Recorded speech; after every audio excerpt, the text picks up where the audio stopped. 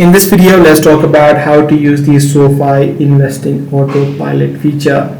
Now, the SoFi Autopilot feature is readily available within the platform of SoFi. So if you head over to the banking tab, you might be able to see the option called Autopilot, or if you have the newer version, you may be able to see the option called Automated Investing or Start Investing. You could simply tap on this option. Now, in order to get started, it will ask you a few questions, and you need to select your primary goal, which could be retirement or general wealth building. Now, depending upon the answers that you give, SoFi will then assign you a portfolio style, which will range from conservative. So depending upon your answers, if you select the conservative option, it will heavily invest on low risk assets such as bonds or fixed income. But however, if you select the aggressive growth, it will heavily invest on risk assets such as stocks or equities. So that is the way on how you could do it. If this video was helpful to you, be sure to subscribe. I'm going to see you in the next one.